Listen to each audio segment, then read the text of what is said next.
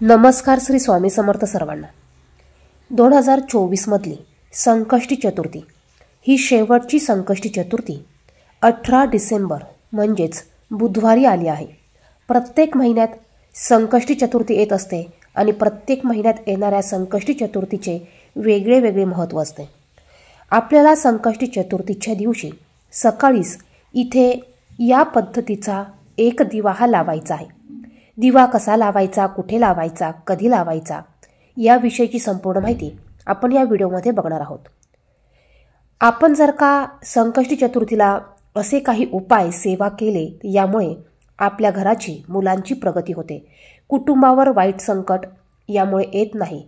त्याचप्रमाणे आपल्या इच्छा पूर्ण होतात, आपले अडलेले कामं मार्गी लागतात। संकष्टी चतुर्थीच्या दिवशी आपल्याला गणपती बाप्पांची विधिवत पद्धतीने पूजा करायची असते। संकष्टी चतुर्थी ही गणपती बाप्पांना समर्पित आहे। श्री गणेशाची या दिवशी आराधना केल्याने जीवनातील सर्व अडथळे दूर होतात, तसेच जीवनात सुख समृद्धी येते। श्री गणेशाच्या कृपेने व्यक्तीची सर्व बिघडलेली कामे दूर होऊ लागतात आणि सर्व प्रकारच्या संकटातून मुक्ती मिळते। आणि म्हणूनच संकष्टी चतुर्थीच्या दिवशी आपण व्रत करायचं आहे, गणपती बाप्पांची पंचोपचारे पूजा करायची आहे आणि त्याचप्रमाणे आपण या दिवशी काही प्रभावी उपाय देखील करू शकतो। असाच आपण एक अत्यंत प्रभावी असा उपाय बघणार आहोत, जो आपल्याला बुधवारी संकष्टी चतुर्थीच्या दिवशी सकाळीच करायचा आहे। बघा, योगायोगाने वर्षातील शेवटची चतुर्थी आहे आणि ही चतुर्थी योगायोगाने बुधवारी आलेली आहे। त्यामुळे या चतुर्थीला विशेष असे महत्त्व प्राप्त झाले आहे। ही संकष्टी चतुर्थी बुधवारी 18 डिसेंबर रोजी सकाळी 10:06 सुरू होणार आहे आणि याची समाप्ती गुरुवारी 19 डिसेंबर रोजी सकाळी 10:02 होईल आणि उदय तिथीनुसार 18 डिसेंबर रोजी ही संकष्टी चतुर्थी साजरी केली जाणार आहे। बघा, संकष्टी चतुर्थीच्या दिवशी आपण जर का काही उपाय करत असाल तर आपल्याला अगोदर आपल्या देवघरात असलेल्या गणपती बाप्पांची पंचोपचारे पूजाही करायची आहे।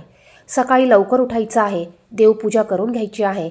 आपल्या देवघरात असलेल्या गणपती बाप्पांच्या मूर्तीवर आपल्याला पंचामृताने स्वच्छ पाण्याने अभिषेक घालायचा आहे।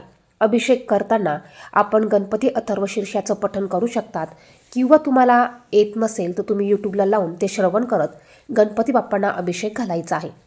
अभिषेक जर का तुम्ही पाण्याने केला असेल तर हे पाणी, हे तीर्थ तुमच्या घरातील सर्वांना तुम्ही प्यायला देऊ शकतात किंवा मुलांना तुम्ही प्यायला दिलं तरी चालेल। यामुळे मुलांची अभ्यासात प्रगती होते। जर का तुम्ही पंचामृताने अभिषेक केला असेल तर हे पाणी तुम्ही तुळस सोडून इतर कोणत्याही झाडामध्ये टाकू शकतात। त्यानंतर गणपती बाप्पांना आपल्याला हळदी, कुंकू, अष्टगंध अर्पण करायचा आहे। लाल जास्वंदाचं फूल, दुर्वा अर्पण करायचे आहेत। गुळ खोबऱ्याचा नैवेद्य किंवा मोदकांचा नैवेद्य तुम्हाला अर्पण करायचा आहे। तुम्ही जर का या दिवशी उपवास करत असाल, व्रत करत असाल तर तुम्हाला संपूर्ण दिवसभर उपवास करायचा आहे आणि रात्री तुम्हाला उपवास सोडायचा असतो। तर पहा, आपण जो उपाय बघणार आहोत, आपल्याला हा उपाय सकाळी करायचा आहे। तुम्ही हा उपाय बुधवारी 12 वाजेच्या आतमध्ये करायचा आहे। उपाय करण्यासाठी आपल्याला चौमुखी दिवा प्रज्वलित करायचा आहे।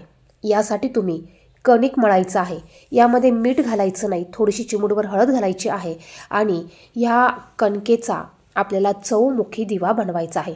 जर का आपण काही उपाय सेवा करत असाल, या उपायासाठी जर का कणकेचा आपण दिवा बनवून घेतला तर यामुळे आपण केलेल्या उपायाचं फळ आपल्याला हे लवकर मिळत असतं। त्यामुळे कणकेचा चौमुखी दिवा तुम्ही बनवून घ्यायचा आहे।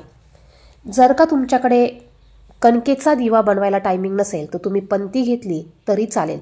चौमुखी तुम्ही पंती घ्यायची आहे किंवा तुम्ही पंतीमध्ये चौमुखी वात लावू शकतात। यामध्ये तुम्हाला शुद्ध गाईचं तूप तुम्हाला घालायचं आहे। तूप नसेल तर तेल तुम्ही घालू शकतात। तेल तुम्ही तिळाचं असेल तर तिळाचं तेल तुम्ही घालू शकतात।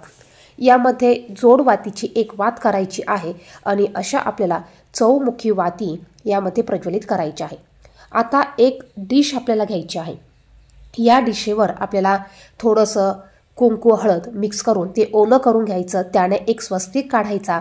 स्वस्तिकच्या मध्ये 4 बिंदू द्यायचे, बाजूला 2 उभ्या रेषा द्यायच्या आणि या स्वस्तिकवर हळदी कुंकू अक्षदा टाकून यावर आपल्याला हा चौमुखी दिवा ठेवायचा आहे। बघा, यावर थोड्याशा अक्षदा टाका आणि त्यावर तुम्ही हा दिवा ठेवायचा आहे आणि असा हा दिवा आपल्याला आपल्या देवघरासमोर प्रज्वलित करायचा आहे। आपल्या देवघरात गणपती बाप्पांची मूर्ती असेल, फोटो असेल, त्या मूर्तीसमोर, फोटोसमोर हा दिवा प्रज्वलित करायचा आहे। आपल्याला देखील देवघरासमोर बसायचं आहे, बसायला आसन टाकायचं आहे, कपाळाला हळदी कुंकू लावायचं आहे आणि त्यानंतर आपल्याला काही सेवा करायच्या आहेत। बघा, हा दिवा लावल्यानंतर आपल्याला काही सेवा करायची आहे। नुसता उपाय करून आपल्याला चालणार नाही, त्याबरोबर आपल्याला काही सेवा देखील कराव्या लागतात।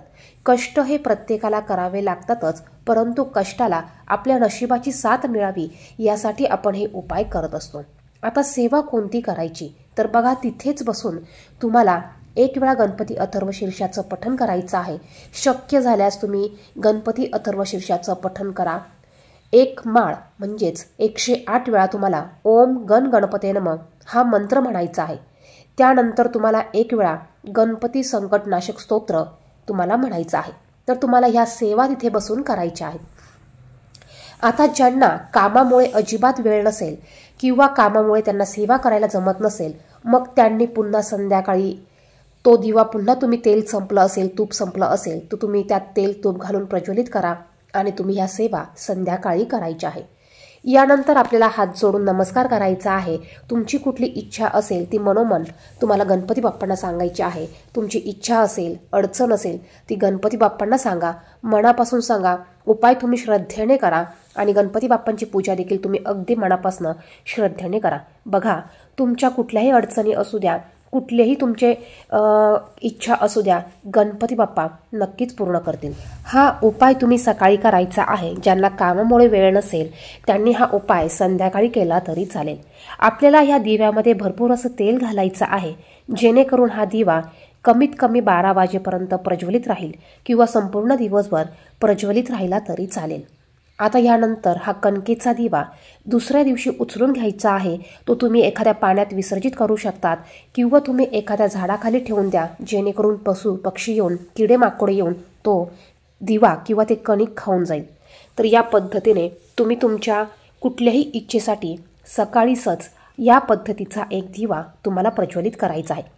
आता ज्यांनी हा व्हिडिओ उशिरा बघितला असेल, ज्यांना काही कारणास्तव सकाळी दिवा प्रज्वलित करायला शक्य झालं नसेल, मग त्यांनी हा उपाय करायचा नाही का तर बघा, तुम्ही हा उपाय संध्याकाळी करू शकतात। तुम्ही हा उपाय अगदी मनापासून पूर्ण श्रद्धेने करा। बघा, तरी देखील तुम्हाला या उपायाचं केलेलं फळ 100% मिळणार आहे। व्हिडिओमध्ये सांगितलेली माहिती आवडली तर व्हिडिओला नक्कीच लाईक करा। कमेंट बॉक्समध्ये श्री गणेशाय नमः नक्की लिहा आणि असेच माहितीचे व्हिडिओ बघण्यासाठी चॅनेलला सबस्क्राईब करा।